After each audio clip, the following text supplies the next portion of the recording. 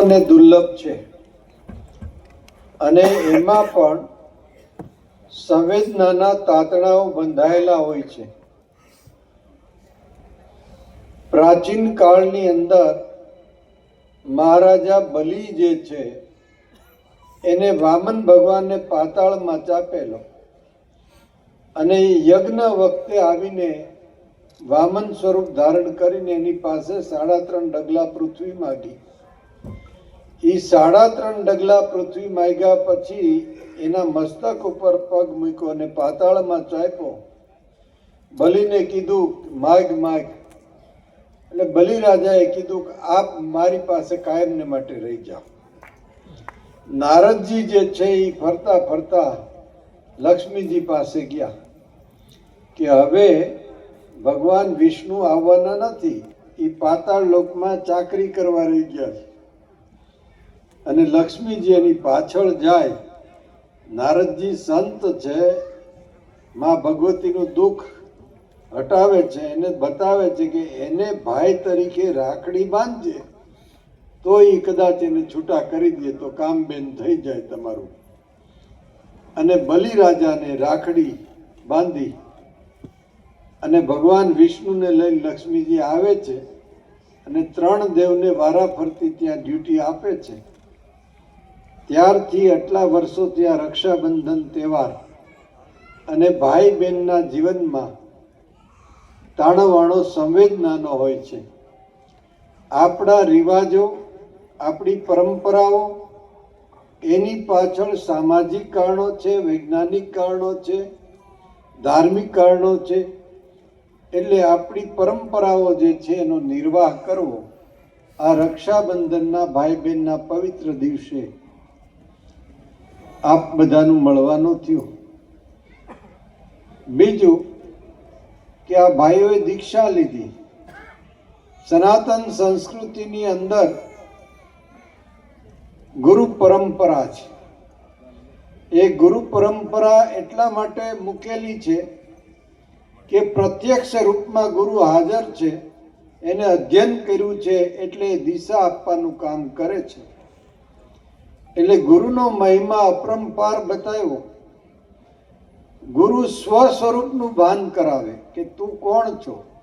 ને વેદમાં પણ કીધું છે કે અયમ આત્મ બ્રહ્મ, તું બ્રહ્મનો અંશ છો. આ વૈરાટ તારું સ્વરૂપ છે. આ મહાપ્રાણ પ્રાણ એમાં ભળી જાય. એક ચૈતન્ય છે અને એક પ્રકૃતિ છે. આ બેની ઉપાસના પ્રાચીન પરંપરામાં વેદમાં બતાવી છે. મૂર્તિ પૂજા નથી બતાવી. મૂર્તિ પૂજા પાછળથી પુરાણોમાં બતાવી છે. ભગવાન વેદવ્યાસજી મહારાજે 24 અવતારોનું વર્ણન કર્યું, 18 પુરાણનું વર્ણન કર્યું. એટલે સનાતનની હિન્દુ નિર્ગુણ ઉપાસના અને સગુણ ઉપાસના બંને ઉપાસના કરે છે. એટલે વેદમત પ્રમાણે સ્વ સ્વરૂપની સ્થિતિને પ્રાપ્ત કરવી એટલે ગુરુ ઘરમાંથી શાન પ્રાપ્ત લેવી. સનાતન સંસ્કૃતિ પ્રાચીન સંસ્કૃતિ છે. એની અંદર સંપ્રદાયો પણ છે, એની અંદર અવતાર પૂજા પણ છે અને એ આધ્યાત્મિક સ્થિતિની સમજણ પણ સનાતન સંસ્કૃતિમાં છે. સનાતનનો અર્થ જ એ છે કે આદિ અનાદિ, જેનો ક્યારેય નાશ નથી થતો, શાશ્વત છે એવા તત્વની ઉપાસના કરનારો વર્ગ. એમાંથી વિભિન્ન વિભિન્ન વિભાગમાં જેમ કે શીખ સંપ્રદાય તો એ બોલે સત શ્રી અકાલ, જે સત્ય છે હંમેશાને માટે, કાલ એને ખાતો નથી, એવા સત શ્રી અકાલની ઉપાસના કરીએ છીએ. એ વેદનો એક પાઠ છે, એની એક સમજદારી છે. તો ગુરુ પરંપરાનો મહિમા અપરંપાર છે. એટલે જો શ્રદ્ધા વિશ્વાસથી સેવન થાય, આધ્યાત્મિક જગતમાં એમ કહેવાય છે કે ભૌતિક અને આધ્યાત્મિક બે છે. ભૌતિક એટલે આકારમાં છે, તે પંચ તત્વનું.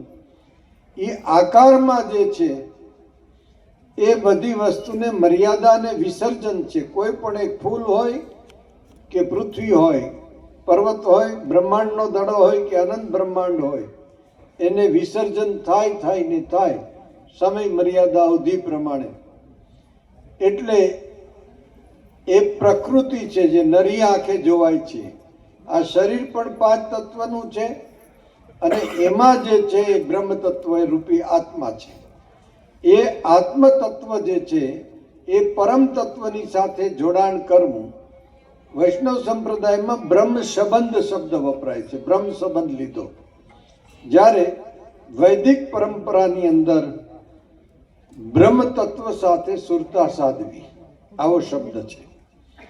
જ્યારે અનેક પ્રકારની ઉપાસનાઓ, અનેક પ્રકારની પરંપરા, 33 કરોડ દેવી દેવતાઓને માનનારો વર્ગ અને છતાંય અનેકમાં એકનું દર્શન કરે છે. અનેકમાં એકનું દર્શન કરે છે. એટલે લાખો વર્ષથી આ સંસ્કૃતિ ટકી છે. રામ દશરથ પુત્ર રાજા છે માટે આપણે પૂજતા નથી. કૃષ્ણ જે છે એ રાજાના પુત્ર છે માટે પૂજીએ છીએ એવું નથી. પણ એ બ્રહ્મ છે. આપણે જે દેવી દેવતાને માનીએ છીએ અને બ્રહ્મ સ્વરૂપે માનીએ છીએ, ગુરુને બ્રહ્મ સ્વરૂપે માનીએ છીએ માટે આપણે એની પૂજા કરીએ છીએ. એટલે અનેક આકારોમાં એક તત્વનું દર્શન કરનાર હોય તો એ હિન્દુ સમાજ સનાતની છે. આમ એક અર્થ એવો થાય સનાતન એટલે બધાને લાગુ પડતો નિયમ. જેવી રીતે ઉત્તર ધ્રુવમાં જન્મેલો હોય કે દક્ષિણ ધ્રુવમાં જન્મેલો હોય તો એને પ્રાકૃતિક ગુણધર્મ લાગુ પડે. એને ઊંઘ આવે, એને ભૂખ પ્યાસ લાગે, એને પ્રાકૃતિક નિયમમાંથી પસાર થવું પડે. એટલે સર્વને લાગુ પડતો સિદ્ધાંત હોય ત્યાં પછી વાડાબંધી નથી આવતી. એ આપણી એક આધ્યાત્મિક આંતરિક સમજ છે અને એ સમજમાં કોઈ જાતિ કે ભેદભાવ આવતો નથી. પણ આપણી વૈદિક પરંપરામાં વર્ણાશ્રમ વ્યવસ્થા છે અને વર્ણાશ્રમ વ્યવસ્થા એ સ્વીકાર્ય છે. નહીતર અજાણ અવસ્થામાં પણ આપણે સ્વીકારીએ છીએ, જેમ માઢકભાઈએ વાત કરી એમ એ હકીકત છે. પણ છૂતાછૂતનો ભેદ જે છે એ હિન્દુ સમાજને બહુ નુકસાન કર્યું. એટલે હવે સમયકાળે આપણે તમામ જે હિન્દુ છે એ એક ઉપાસના કરનારા છીએ. એટલે હિન્દુ સમાજ સંગઠિત થાય તો વિશ્વની બીજી સત્તાઓની સામે ટકી શકશે. એ અત્યારના સમયની માંગ છે. આદિત્યનાથજીએ જેમ 66 કરોડ પબ્લિક કુંભના મેળામાં ભેળી કરી ત્યારે ત્યાં કોઈ પટેલ નહોતો, કોઈ બ્રાહ્મણ નહોતો, ત્યાં કોઈ વણિક નહોતો. ત્યાં કેવલ સનાતનીઓ બધા ભેળા થયા હતા કે અમે બધા સનાતનીઓ છીએ. સંપ્રદાયો બધા હતા પણ છતાં બધા એમ કહેતા હતા કે અમે બધા સનાતનીઓ એક સાથે સંગઠિત થયા છીએ. તો આપણી સનાતન સંસ્કૃતિ જે છે એનું પાલન આપણે કરવું. આપણે હિન્દુ છીએ તો હિન્દુ સંસ્કૃતિનો સ્વીકાર કરવો. આપણે આપણી સંસ્કૃતિ સભ્યતા પાળીએ અને બીજાનો આદર કરીએ. આપણે દંગલ કરવું, ઝઘડા કરવો એવી વાત નથી, પણ આપણે આપણી સંસ્કૃતિ પાળીએ. શા માટે? કે સનાતન સંસ્કૃતિ પ્રાચીન સંસ્કૃતિ છે. જ્યારે સમગ્ર ભારત વર્ષને અખંડ ભારત રાખવામાં આપણી સનાતન સંસ્કૃતિનો મોટો હિસ્સો છે. કુંભ પર્વ હોય તો એનો પણ એક મોટો હિસ્સો રહ્યો છે કાયમને માટે. એ ઇસ્લામ અને ક્રિશ્ચન સિવાયના બધા જે રજવાડા હતા એને એક ધાગાના મણુકામાં પરોવનાર હોય તો એ સનાતન સંસ્કૃતિ, એમાં કુંભ મેળાનો પણ હિસ્સો છે. એ સમજાવતા કે તારા ઈષ્ટદેવ શિવ છે, તારા ઈષ્ટદેવ રામ છે, શા માટે ઝઘડે છે? બોર્ડર અને સરહદોના ઝઘડા શા માટે? ભગવાન શિવજી છે, 12 જ્યોતિર્લિંગ, પ્રદેશ જુદો, ભાષા જુદી, પહેરવેશ જુદો, શ્રદ્ધાનું કેન્દ્ર એક. એટલે આ આખી આપણી પરંપરા અખંડ ભારત રાખવામાં બહુ મોટો હિસ્સો એણે દર્શાવ્યો છે. એટલે આપણે સનાતન સંસ્કૃતિમાં હિન્દુ સંસ્કૃતિ જે છે આપણે અપનાવીએ. ગીતામાં ભગવાન શ્રી કૃષ્ણએ પણ કીધું કે હે અર્જુન, સ્વધર્મનું પાલન કર. સ્વધર્મ એટલે કોઈ સ્વામિનારાયણ સંપ્રદાય કે વૈષ્ણવ સંપ્રદાય કે શિવ સંપ્રદાય નહીં, તારું જે દાયિત્વ છે એ નિભાવ. તું ક્ષત્રિય કુળમાં જન્મો છો, માટે તું યુદ્ધ કર, અસુરી તત્વનો નાશ કર અને સુરી તત્વની સ્થાપના કર. એટલે દાયિત્વને સ્વધર્મ કીધો છે. એની પૂર્તિ નરસિંહ મહેતાએ પણ કરી. નરસિંહ મહેતાએ કીધું કે સૌએ સૌના ધર્મ સંભાળવા, આવું પ્રભાતીયમાં નરસિંહ મહેતા બોલ્યા. તો એનું કહેવાનો અર્થ એ થાય કે દાયિત્વ નિભાવવું દરેક વ્યક્તિએ. એમાં સંપ્રદાયની અંદર કદાચ આચાર્યોએ નિયમ બનાવ્યા હોય કે તિલક કેવું કરવું, માળા કેવી કરવી, પૂજા કેમ કરવી, પણ સનાતનની અંદર કોઈ ભેદભ્રમ નથી ને એમાંય આધ્યાત્મિકતા. ખાસ જે મારે વાત કરવી છે એ યુવાનોને વાત કરવી છે. સાધુ જીવન છે, સનાતનનો સાધુ છું એનું મને ગૌરવ છે. તો સનાતનના બાળકોને સાચી દિશા આપવી મારું દાયિત્વ છે. એને હજારો લાખોને કેમ દિશા આપવી મારું દાયિત્વ છે. તો વર્તમાન સમયની અંદર સર્જનાત્મક પ્રવૃત્તિ કરજો.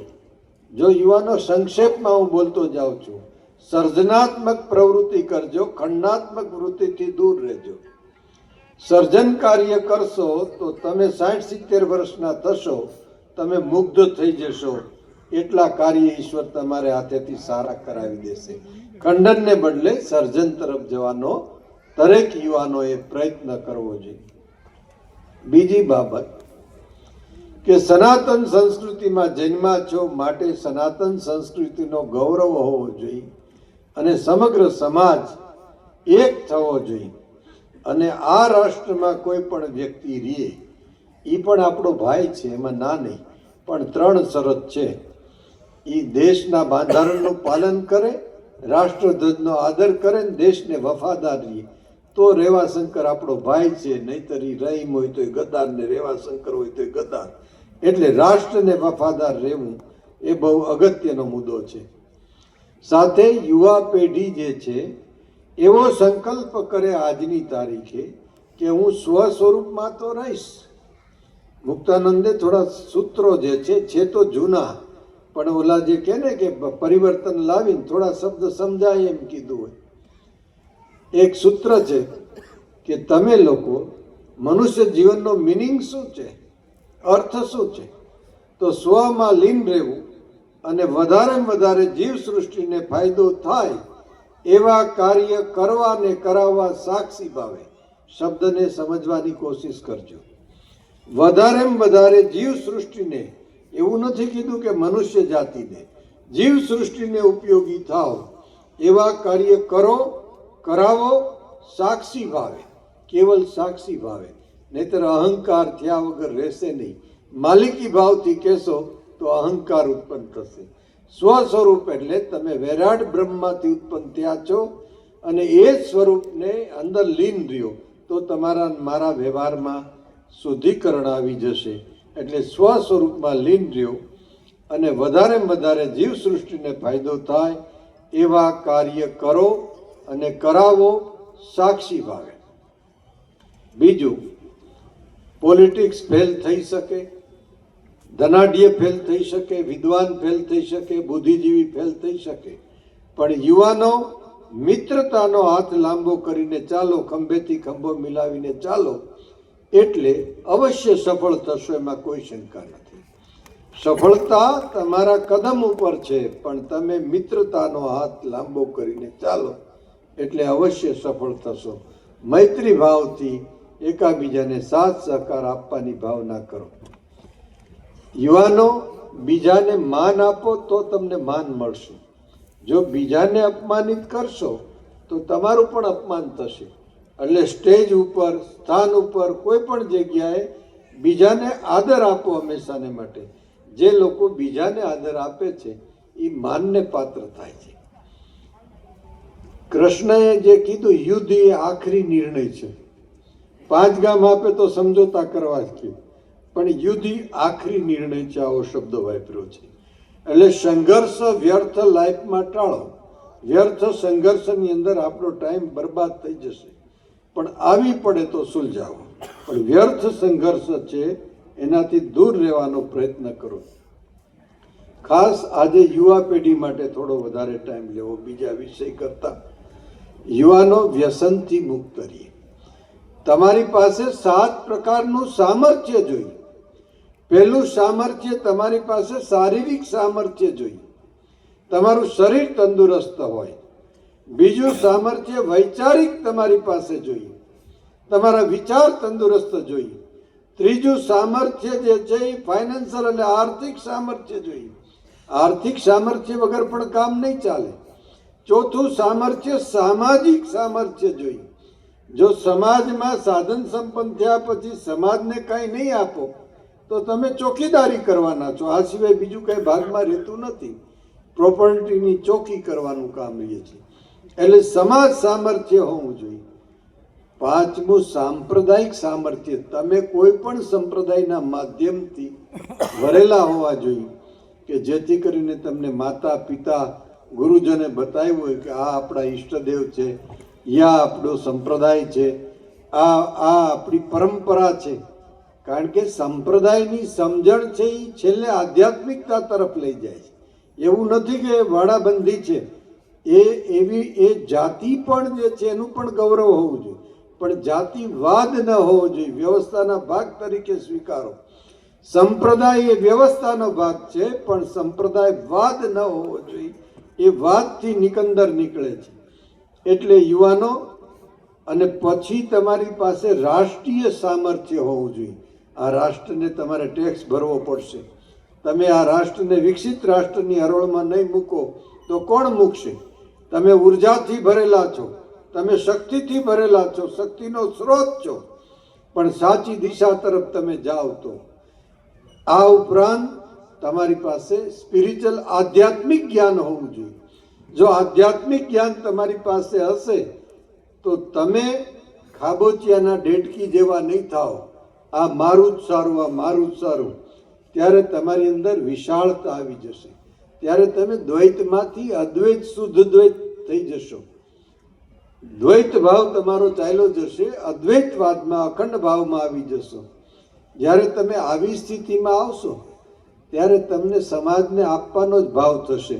સમાજ હોય, પ્રકૃતિ હોય, વનસ્પતિ હોય, બધાને આપવાની જ વૃત્તિ થશે. કારણ કે જેની પાસેથી લીધું છે એને જ પાછું લોટાવાનું થાય છે. આ વિસ્તારથી વાત નથી કરતો, સંક્ષેપમાં જણાવું છું. તો 7 પ્રકારનું સામર્થ્ય છે. પહેલું સામર્થ્ય શરીર સામર્થ્ય, વૈચારિક સામર્થ્ય. આ કરોડરજ્જુ સમાન છે એ તમારી ફાઇનાન્સર એટલે કે નાણાકીય બાબત, એટલે આર્થિક બાબતથી સધર બનો, સામાજિક સધર બનો, સાંપ્રદાયિક સધર બનો, રાષ્ટ્રીય સધરતા લાવો અને આધ્યાત્મિક ભાવ લાવો. આધ્યાત્મિકતામાં બહેનો હોય કે ભાઈઓ હોય, બહેનો પણ આધ્યાત્મિકતાની પરાકાષ્ઠાએ. આધ્યાત્મિક શબ્દ વાપરીએ છીએ પણ લાખોમાંથી એક જણાને માંડ ખબર હશે શુદ્ધ આધ્યાત્મિક તત્વ શું કહે છે. શુદ્ધ આધ્યાત્મિકતામાં તો સમાપન તરફ જાય છે, માત્ર ને માત્ર અદ્વૈત અવસ્થા તરફ જાય છે.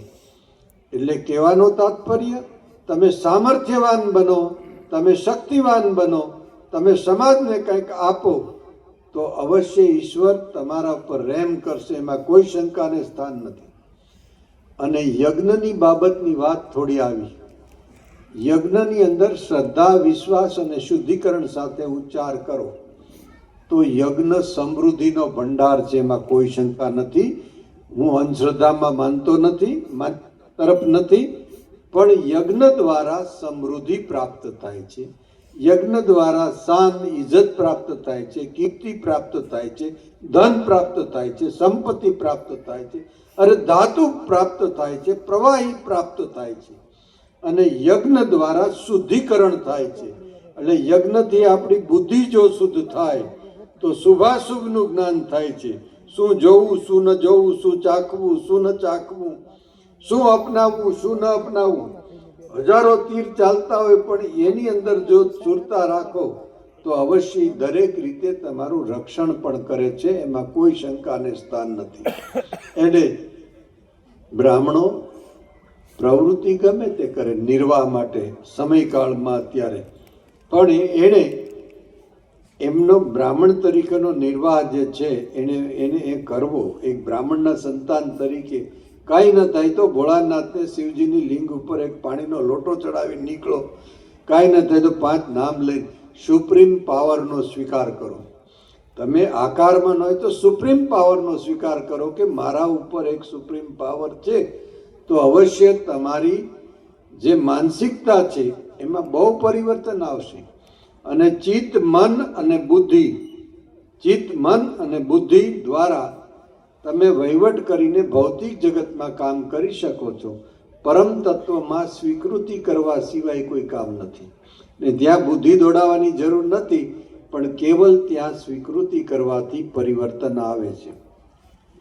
યુવા પેઢી તમારો ટાઈમ ક્યાંય બરબાદ ન થાય, તમારી કોઈ પણ પ્રકારની ઉર્જા બરબાદ ન થાય એની તકેદારી રાખો.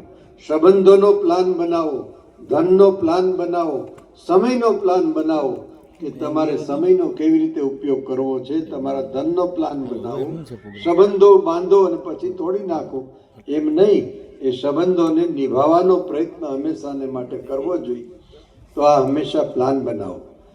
અને શરીર તંદુરસ્તી માટે સ્વયં નિયમ, વ્યાયામ, પૌષ્ટિક આહાર, નિર્વ્યસનીપણું, પ્રાણાયામ, વ્યાયામ, કસરત જે કરો તે. ધનને તંદુરસ્ત રાખવું હોય તો વિઝન, ટીમવર્ક, ડિસિઝન પાવર, ટીમમાં કામ કરવું, કામની ક્વોલિટી આપવી, ટાઈમ ટેબલમાં કામ કરવું, લોક કોન્ટેક્ટ કરવો અને રિકવરી કરવીને સફળ લાઈફ ગુજારવી. તો આ ધનની તંદુરસ્તી માટે. મન તંદુરસ્ત રાખવું હોય તો કોઈ મહાપુરુષના સંગમાં રહ્યો, કોઈ શાસ્ત્રના ગ્રંથોનું વાંચન કરો તો એની અંદરથી મનનું શુદ્ધિકરણ થશે. અને સંગીત પણ તમે સાંભળો, પ્રકૃતિ વાતાવરણમાં વિચરણ કરો, જેના દ્વારા મનની તંદુરસ્તી. તન, મન અને ધન કેવી રીતે તંદુરસ્ત રાખવા, આજે માણસનો લક્ષ્ય એક ઉપર જ છે, ધન ઉપર. અને એ પણ પ્રમાણિકતા મૂકીને અપ્રમાણિકતાપૂર્વક કાર્ય કરે છે. તો એ પણ વ્યાજબી નહીં. અને જેને દીક્ષા લીધી એને સૂચન છે કે એ લોકોએ વ્યસનથી મુક્ત રહેવું. આમ તો જનરલ બધા સમાજને લાગુ પડે. યુવાનો વ્યસનથી મુક્ત રહેવું જોઈએ. જે કમસે કમ કાંઈક નિયમ તો પાળો. એટલે વ્યસન કોઈ પણ યુવાનોને હોવું ન જોઈએ. સંઘર્ષ વ્યર્થ ટાળો, વ્યસન જે છે એ ટાળો. દાયિત્વ નિભાવો, તમારી જે ફરજ હોય નિભાવો. સુપ્રીમ પાવરનો સ્વીકાર કરો. એક સૂત્ર એવું છે, મહેનતની કમાઈ, એક ઉપાસના. મહેનતની કમાઈ એટલે પ્રમાણિકતાપૂર્વક કમાઈ અને જીવન ગુજારવું. બીજી બાબત છે ઉપાસનાનો એક પ્રકાર. વંદન બધાને, ઉપાસનાનો એક પ્રકાર હોવો જોઈએ. આ રીતે તમે જીવન જીવો. ઘરને બહેનો સ્વર્ગ બનાવે. નારી તું નારાયણી, બહેનો છે એ ઘરને સ્વર્ગ બનાવે. તમારી સ્થિરતા, તમારી વિચારધારા જે છે પરિવાર પ્રત્યે સદભાવ ભરેલી હોય તો ઘર સ્વર્ગ બને. સ્વર્ગ એ આવક ઉપર આધારિત નથી. આવક જરૂરી છે, પણ ઓછી આવકમાં પણ માણસ સદભાવ સાથે રહી શકે. અને વધારે પડતી આવક મોટા મોટા પેલેસમાં સુસાઇડ થાય છે. તો શું કામ થાય જો એટલી સંપત્તિ હોય તો? એટલે તમારી વિચારધારા ઉપર મહત્વ છે. એ સાત્વિક વિચારધારા સાથે આપણે બધાએ જીવન જીવવું જોઈએ. આહારમાં શુદ્ધિકરણ રાખો. આજે મોટા ભાગે યુવાનો એમાંય જે બહુ રળે છે સુરત જેવા પ્રદેશમાં, એનો આહાર બદલી ગયો છે. એ વ્યસની થઈ ગયા છે મોટો ભાગ. એ ખરેખર દુઃખદ વાત છે. અમે તો પરબે મેળામાં પણ જાહેરમાં કહેતા કે તમે બધા સેવકો કહો તમારો ખોરાક ચેન્જ ન કરે. તમે જે મર્યાદામાં છે એમાં જ મજા છે. તમે શુદ્ધ સાત્વિક આહાર લેનાર વ્યક્તિ, શાકાહારી છીએ આપણે શરાબ જેવા વ્યસનથી દૂર રહેવું જોઈએ. એટલે વ્યસનથી પેઢી દૂર રહીએ. આ યુગમાં પરિવર્તન જો લાવો તો બહુ ઝડપથી 100 વર્ષમાં જે પરિવર્તન આવે, યુવાનો એ 10 વર્ષમાં હું ભાળું છું તમે પરિવર્તન કરી શકો. પણ એના માટે તમારે બધાએ માનસિક તૈયારી કરી લેવી જોઈએ કે શું કરવું. અને યુવાનો સંગઠિત થાવ, વાદ વિવાદથી પર થાવ અને સંગઠિત થઈને નાના નાના લઘુ ઉદ્યોગને પ્રોત્સાહન આપો. યુવાનો જે છે એને રોજગારી બધાને મળી રહેવી જોઈએ. તો લઘુ ઉદ્યોગ જે હોય એને પ્રોત્સાહન કેવી રીતે મળે એ આફતકાલીન સમયમાં બધાને મદદ કરો. શિક્ષણનો વ્યાપ વધારો. હેલ્થ વિભાગમાં મદદ આપો. તમે આ રાજકોટ જેવું સિટી છે તો એની અંદર જે બની શકે તો આ કામ તો એટલા બધા છે.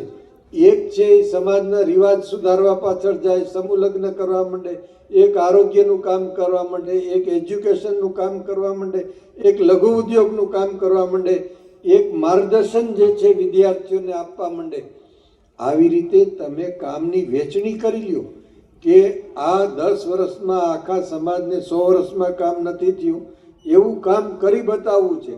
તો તમે વિભાગીકરણ કરીને જવાબદારી એકાબીજા લેવા માંડશો તો મને લાગે પરિણામ આવશે. બીજું, ઓલો શ્વેતપત્ર બહાર પાડેમાં અમારી માનસિક સ્થિતિ શું છે? હવે અમે લોકેશન આની અંદર બિલકુલ નથી. હવે જો ઈશ્વર પાસે માગણી હોય તો એટલી જ કે એક બગીચામાં શાંતિથી સમય જાય અને વૃદ્ધત્વ પસાર થાય શાંતિથી. આ સિવાય લોકેશનાની કોઈ ભાવ નથી, ક્યાંય ટ્રસ્ટમાં રહેવાની ભાવના નથી, કોઈ મિલકતો લેવાની ભાવના નથી. તો અહીં કરવામાં અને મા ગાયત્રીનો યજ્ઞ ચાલતા હોય, કારણ કે વેદ માતા ગાયત્રી છે, એટલે બેઠા બેઠા માળા ફેરવું એટલી ભાવના છે. હવે ક્યાંય સમાજમાં જવાની પણ ભાવના નથી. એટલે આ પણ સાફ કહી દઉં કે હવે જ્યાં બેઠા છીએ ત્યાં બરાડ સાહેબ સંદેશો આપો, ત્યાં તમે બધા આવી જાઓ અને ત્યાં જે કાંઈ ભાવ વ્યક્ત કરવો એ ભાવ વ્યક્ત કરો, એ બરાબર છે. કારણ કે તંતનો અંત નથી, તંતનો અંત નથી. દરેકને એક અવધિ હોય છે, ટાઈમ પછી એને વિસર્જન હોય છે. અને વિસર્જનની પ્રક્રિયા એવી હોવી જોઈએ કે એવા ટાઈમે કોઈ સંકલ્પ વિકલ્પના બીજ ન હોવા જોઈએ. જો કોઈ બીજ હોય તો બાધક બને છે, શુભ હોય તો બાધક બને છે ને અશુભ હોય તો પણ બાધક બને. આ શ્વેતપત્ર અમારો છે. પણ પરિસ્થિતિ પછી બહાના પોતે ને પોતે કાઢીએ કે ભાઈ તો વાહ આવું હતું એટલે અમારે જવું પડ્યું, નામ હતું ક્યાંક. પણ ખરેખર અંદરનો ભાવ આવા પ્રકારનો છે. પણ અમે મંગલ શુભ કામના કરીએ છીએ. જે સમાજમાં જન્મા એ સમાજનું ઋણ કાયમને માટે રહેવાનું છે.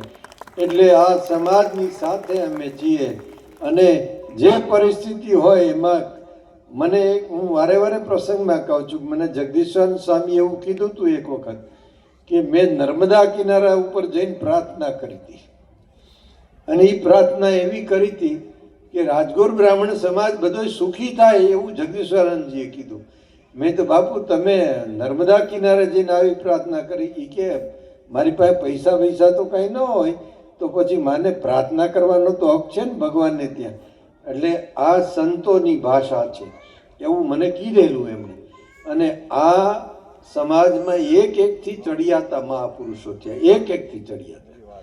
હું ઘણી વખત જાહેરમાં કહું કે સ્વામીજી જે થયા શિવાનંદ સ્વામી, એમણે જે સમાજના કામ કર્યા અને અન્ય પણ જ્યારે આ ટેકનોલોજીનો યુગ નહોતો તે દિવસે એણે 53-54 આશ્રમ ભારત વર્ષમાં સ્થાપિત કર્યા હતા.